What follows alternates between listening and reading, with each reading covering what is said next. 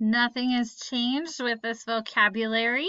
The main thing to note is that, like in some of the units, 4 of them you have to do, 4 of them are optional.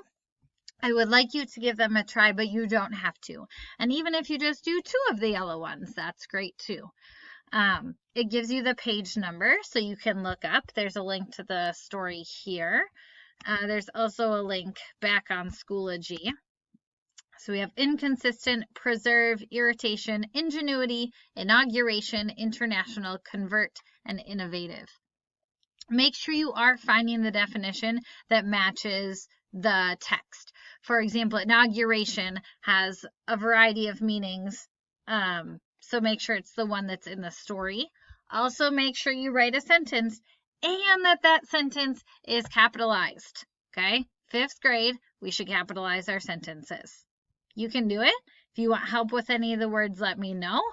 Feel free to just look them up on Google, use the clues in the text, but make sure you are reading the word carefully to make sure you understand what the word actually is. All right, good luck.